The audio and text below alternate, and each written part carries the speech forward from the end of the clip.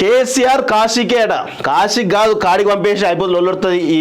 ఈ రాష్ట్రానికి ఉన్నటువంటి దరిద్రం పోతుంది. కాశీకి కాదు కాడికి పంపించేసి అయిపోతుంది. సన్యాసం పుచ్చుకొని బిచ్చం ఎత్తుకోవాల్సిందే.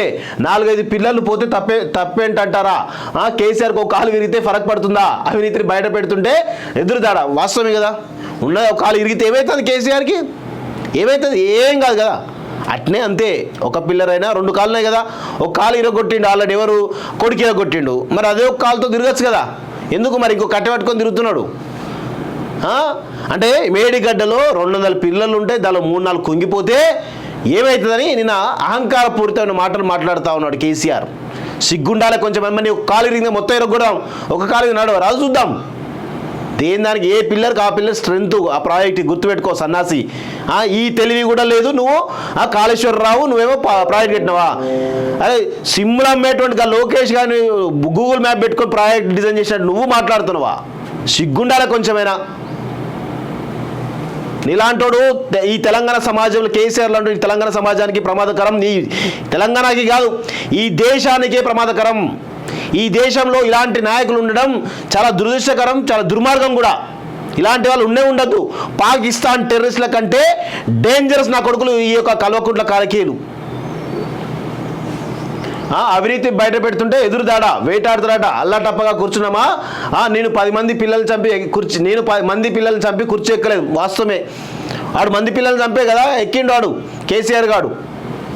నల్గొండకు పోయినాడు, అసెంబ్లీకి రాలేడు. నల్గొండకు హెలికాప్టర్లు పోయి అక్కడి నుంచి చేయడానికి సమయం ఉంటుంది. కానీ అసెంబ్లీకి వచ్చి కూర్చొని డిబేట్ చేసేంత చాతగాని దద్దము నల్గొండ పోయి మాట్లాడుతున్నావా? అదే పౌరుషం, అదే రోషం వచ్చి అసెంబ్లీలో చూద్దాం. నిజంగా నీకు దమ్ముంటే, నీ ఒంట్లో వాళ్ళ తెలంగాణ రక్తమే అయితే, తెలంగాణ పౌరుషం నీలో ఉంటే, నువ్వు మొగోనివైతే అసెంబ్లీకి రా. అది మేము సవాల్ చేస్తాను, మొదటి నుంచి సవాల్ చేస్తాను. బీఆర్ఎస్ కార్యకర్తలారా, నాయకులారా, దమ్ముంటే రప్పియండి చూద్దాం. ఇంకా ఉన్నాయి కదా సెషన్, ఇంకో 2-3 రోజులు నట్టున్నాయి. ఒక్క రోజున రప్పియండి చూద్దాం మీ దమ్ముంటే. ఆడు మొగోడు అయితే వస్తాడు, లేకపోతే రాడు. ఆడు మొగోడు కాదు కదా కేసీఆర్ అంటాడు. అసలు ఇక పనికి మాల ఎదవా, పనికి మాల సన్నాసి, అసెంబ్లీకి వచ్చి కూర్చోలేని ధైర్యం లేని దద్దమ్మ నల్గొండ పోయి పొంగనాలు కొడుతూ ఉన్నాడు. సిగ్గుండాలే కొంచెమైనా. ఆడికి పోయి ఏదేదో రెచ్చగొడుతూ ఉన్నాడు. అదే మాటలు వచ్చి అసెంబ్లీలో మాట్లాడి చూద్దాం.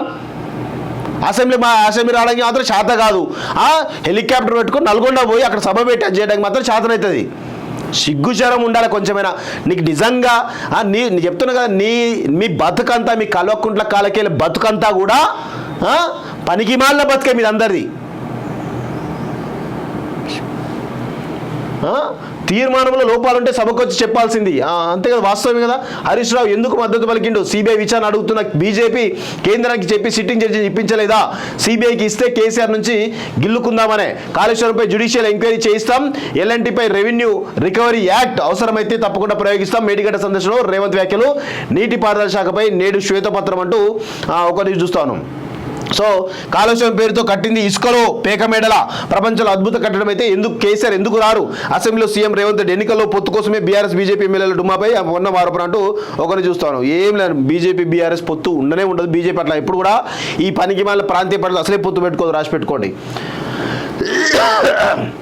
కాళేశ్వరం ప్రాజెక్టులో చేసిన దోపిడీ బయటపడుతుందనే భయంతోనే మాజీ ముఖ్యమంత్రి కేసీఆర్ ఆయన పార్టీ ఎమ్మెల్యేలు బ్యారేజ్ దగ్గరికి రాకుండా నల్గొండలో సభ పెట్టుకున్నారని ముఖ్యమంత్రి రేవంత్ రెడ్డి ఆరోపించారు. కాళేశ్వరం ప్రాజెక్టును చూడడానికి తర్వాత వెళ్తామని అంటున్నారని. నిజానికి కేసీఆర్ వెళ్లాల్సింది కాళేశ్వరం కాదు, కాశీకేనని అధ్యయనం. కాశీకి కాదు, కాడికి పంపిస్తే అయిపోతుంది. కాడికి పోతే అయిపోతుంది.